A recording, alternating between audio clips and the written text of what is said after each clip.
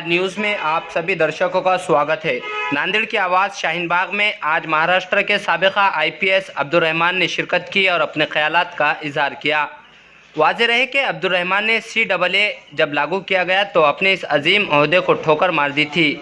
आज मीडिया के सवालात का जवाब देते हुए अब्दुल रहमान ने कहा कि मैंने इसलिए इस ओहदा छोड़ा ताकि मुल्क के संविधान खतरे में है और मौजूदा हुकूमत ज़बरदस्ती इस कानून को नाफिज करना चाहती है। ये कानून संविधान के ख़िलाफ़ है और तमाम हिंदुस्तानियों के ख़िलाफ़ है, जिससे हिंदुस्तानियों की शहरियत को ख़तरा है। और हुकूमत ने जो वादे किए थे, गरीबी, बेरोज़गारी, नौकरियाँ, इसमें हुकूमत नाकाम हो चुकी है। अब्दुल रहमान ने कहा कि हुकूमत हिंदुस्तानी अवाम पर जुल्म करना बंद करे। आज नांदेड़ की आवाज़ शाहीन बाग में कड़ी धूप के बावजूद ख़वातीन की हज़ारों की तादाद में मौजूद थी। शाहीन बाग नांदेड़ का एहतजाज शुरू होकर आज 52 दिन मुकम्मल हो चुके हैं। पूरे देश को पता है कि CAA एक अनकॉन्स्टिट्यूशनल कानून देश पर नाफिज करने की कोशिश की जा रही है। NRC और NPR जिसकी कोई ज़रूरत नहीं है देश को, ये गैर जरूरी चीज़ों को देश पर मसलत करने की कोशिश की जा रही है। हम सब इसकी मजम्मत करते हैं और इसका विरोध करते हैं। देखिए, किसी भी आंदोलन का पहला स्टेज होता है कि लोगों को सड़कों पर उतर करके आना। हमने पहले स्टेज को पार कर लिया। हम इसको पीसफुल तरीके से, डेमोक्रेटिक तरीके से हम इसका एहतजाज कर रहे हैं और हम बता रहे हैं कि हम सिर्फ अपने लिए नहीं, भारत के जितने दबे कुचले लोग हैं उनके हक की लड़ाई लड़ रहे हैं। आज जो संविधान खतरे में है, उस खतरे को हटाने के लिए लड़ाई लड़ रहे हैं। हम जो दलितों, आदिवासियों से नागरिकता छीन करके उनको जो दूसरे दर्जे के नागरिक बनाने की कोशिश हो रही है, उनके लिए हम लड़ाई लड़ रहे हैं। जहाँ तक बात है कि ये आंदोलन कितना सस्टेन करेगा या कितना कामयाब होगा, इसके बारे में मैं कहना चाहता हूँ कि देखिए, मैंने कहा है कि अभी कुछ दिन और कुछ हफ्ते हुए हैं, महीने और साल बचे हुए हैं। मुसलमानों में इतना जज्बा है कि वो इस आंदोलन को महीनों और सालों तक आंदोलन करेंगे और संविधान को बचाने की कोशिश करेंगे। दूसरी बात है कि ये कितना कामयाब हुआ है। आपने देखा होगा कि आज मुसलमान सड़कों पर उतर करके आया है। इसी का नतीजा है कि केरल, पंजाब, पश्चिम बंगाल ने रेजोल्यूशन पास किया कि CAA अनकॉन्स्टिट्यूशनल है और NRC नहीं करेंगे। NPR के बारे में उनका स्टैंड अलग है, वो मैं अलग अलग बताऊंगा। उसके बाद आपने देखा होगा कि आंध्र प्रदेश और तेलंगाना ने भी डिक्लेयर किया है कि हम NRC नहीं कराएंगे। बिहार असेंबली ने भी रेजोल्यूशन पास किया कि हम CAA के बारे में कुछ नहीं कहते हैं, लेकिन NRC लागू नहीं करेंगे और NPR करेंगे तो 2010 के यार्ड स्टिक के अनुसार करेंगे। ये जो कामयाबी मिली है, आपको पता चला कि ये कैसे मिली है। ये आज जो मुसलमान सड़कों पर उतर के आया है, उसी का नतीजा है कि यह कामयाबी मिली। और हम यह बार बार कहते हैं कि हमारी लड़ाई नहीं है, यह दलितों, आदिवासियों, कबायलियों, गरीबों, मजदूरों, किसानों, ये सब की लड़ाई है। और जिस दिन हमारे साथ ये लोग शामिल हो जाएंगे, हमारे आंदोलन का दायरा बढ़ेगा और हमारा आंदोलन जन आंदोलन बढ़ेगा, उस दिन हमको पूरी कामयाबी मिल जाएगी। सर, काफ़ी लोग जो है नौकरी के लिए परेशान होते हैं और आपने IPS आपके ओहदा रिजाइन दे दिया, इसका कारण क्या था? देखिए, पूरी इंसानियत खतरे में है, कॉन्स्टिट्यूशन खतरे में है। उस लड़ाई के लिए एक आदमी की नौकरी कोई बड़ी चीज़ नहीं होती। संविधान बड़ा होता है, इंसानियत बड़ी होती है और मानवता बड़ा होता है। लेकिन वहाँ पर मोदी जी ये कहते हैं कि CAA जैसा कानून नागरिकता देने का कानून, लेने का कानून नहीं है, तो फिर क्या वजह है कि मुस्लिम कौन जो रास्तों पर निकल आई है? मैं बोलना चाहता हूँ कि अगर CAA नागरिकता देने का कानून है तो आप धर्म के आधार पर नागरिकता क्यों दे रहे हो?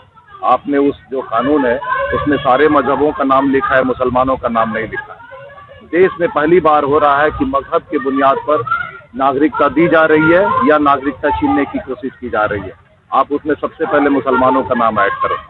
और आपको लगता है कि मुसलमानों को डरने की ज़रूरत नहीं है। ये कहते हैं, आप उस लिस्ट से जो आप नाम डाले हैं, आप ईसाइयों को हटा दीजिए, देखिए कैसे डरने लगते हैं। आप सिखों को हटा दीजिए, कैसे डरने लगते हैं। और आपको अगर मिसाल देने की बात आए तो आज NRC हो गया है आसाम में, वहाँ पे CAA अप्लाई करने की बात हो रही है। 19 लाख लोग हैं NRC के बाहर, यानी 19 लाख लोगों की नागरिकता खतरे में है।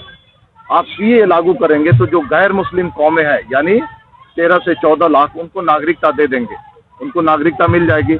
आप बोल रहे हैं ना नागरिकता देने की कानून है, लेकिन मुसलमानों को आप नागरिकता नहीं देंगे। तो आपने मुसलमानों की नागरिकता छीनी कि नहीं छीनी? ये छीनने वाली कानून है कि नहीं? देश में पहली बार हुआ है कि मजहब के आधार पर कोई कानून बनता है, और भारत का कॉन्स्टिट्यूशन ये अलाउ नहीं करता है, ये किसी तरह का परमिशन नहीं देता है कि मजहब के बुनियाद पर कोई कानून बने। और हमारी लड़ाई यही है कि मजहब के बुनियाद पर कोई कानून नहीं बनना चाहिए। सुरक्षा के दृष्टिकोण से ये कानून किस हद तक घातक साबित हो सकता है? जब लोग नागरिकता लेने के लिए आएंगे पड़ोसी देशों से, तो वो क्या गारंटी है कि वो हमारे देश के साथ गद्दारी? देखिए, वही तो मैं कहना चाहता हूँ कि आज जो refugee, so called refugee 2 lakh मौजूद है, वो रेफ्यूजी हैं या घुसपैठिए हैं? सबसे पहले आप आइडेंटिफाई करो जो लोग यहाँ पे मौजूद है। रेफ्यूजी हम किनको कहते हैं? जिनका प्रोसिक्यूशन हुआ है, चाहे वो एथनिक प्रोसिक्यूशन हुआ है, रिलीजियस प्रोसिक्यूशन हुआ है, या किसी वजह से उनको मार करके उनके देश से भगाया गया है। आप पहचान करो को किनको तकलीफ में भागे हैं और कितने चॉइस से भागे हैं। कितनों को वो देश पसंद नहीं है, इसलिए वो हमारे हिंदुस्तान में आना चाहते हैं। आप सबसे पहले इसको आइडेंटिफाई करो और सबसे पहले दिखाओ कि इसमें से रेफ्यूजी कितने हैं और घुसपैठिए कितने हैं। और कल जा करके अगर ये सरकार अगर सीए लागू करती है तो ये फ्लड गेट खोलना चाहती है। आपने देखा होगा ना कि जो डैम के फ्लड गेट खोलते हैं तो किस तरह से पानी बहता है। ये सरकार जब ये फ्लड गेट खोलेगी तो सारे जगहों से जो लोग हैं, जो सो कॉल्ड हिंदू या क्रिश्चियन या सिख या ईसाई, भाग करके इस देश में आएंगे। लेकिन मैं कहना चाहता हूँ कि 1947 में जिन लोगों ने हिंदुओं ने पाकिस्तान को अपना देश तस्लीम किया था वो पाकिस्तानी है। मुसलमानों ने हिंदुस्तान को अपना देश तस्लीम किया था वो हिंदुस्तानी है। आप जिन लोगों ने 1947 में पाकिस्तान को अपना देश तस्लीम किया था उनको यहाँ ला करके बसाने की कोशिश मत कीजिए, और जिन लोगों ने 1947 में भारत को अपना देश तस्लीम किया था उनको यहाँ से भगाने की कोशिश मत कीजिए। इसको हम सहेंगे नहीं और आखिरी दम तक हम लड़ेंगे। सर, आज़ादी का कोई नारा लगाता है तो उस पर देशद्रोही का गुना दाखिल किया जाता है या नोटिस दिया जाती है भड़काऊ भाषण। जब कपिल मिश्रा दिल्ली में हिंसा करते हो तो हिंसा पर कोई तलब नहीं, कोई गुना दाखिल नहीं होता है जो दिल्ली में हिंसा होती है। ये तो फैक्ट है ना, आप भी देख रहे हैं, हम भी देख रहे हैं, इससे हम क्या बोलें।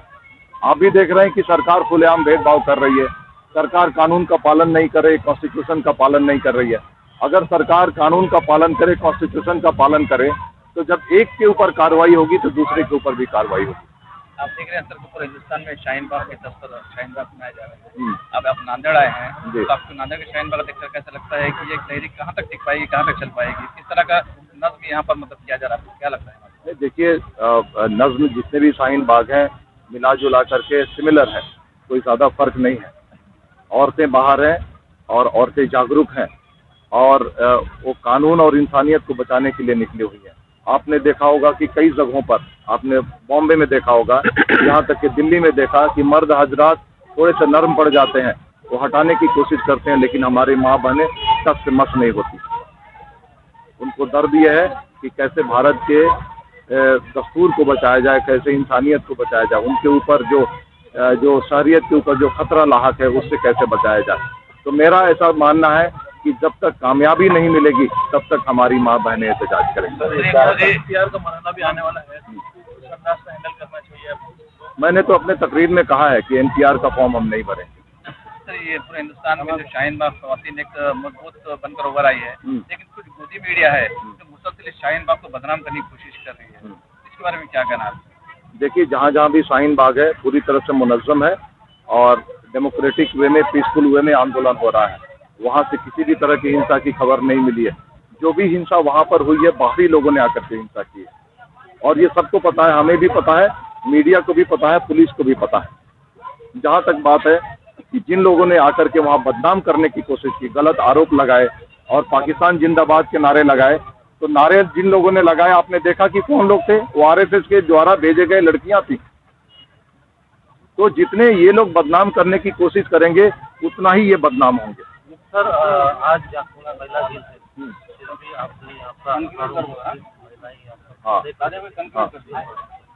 ये जागतिक महिला दिन है तो हमने उनको गुड विशेस दिए हैं, हम उनको बधाई दिया है, और हम ये कहते हैं कि महिलाओं को बराबरी का हक मिलना चाहिए।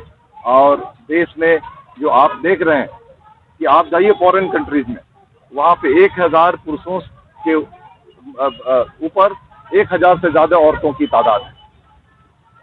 तो तादाद दिखाता है कि हम महिलाओं के प्रति कितना जागरूक हैं, उनके हकूक़ की रक्षा के लिए कितना जागरूक हैं। आपको पता है कि हमारे देश में 1000 पुरुषों के ऊपर कितनी महिलाएं हैं? 1000 से कम है। मुसलमानों में 951 महिलाएं हैं और हिंदुओं में 939 महिलाएं हैं। ये 12 का जो डिफरेंस आप जो देख रहे हैं, 951 और 939, इसको अगर पूरे पॉपुलेशन में एक्सट्रापोलेट किया जाए तो 60 लाख होता है। यानी अगर मुसलमानों के बराबर सेक्स रेशियो अगर हिंदुओं को करना है तो 60 लाख महिलाओं को अपने पॉपुलेशन में ऐड करना पड़ेगा। ये 60 लाख महिलाओं को किसने मारा? ये पेट में भ्रूण हत्या और उसके बाद दहेज के आरोप में क्या हमने मारा है?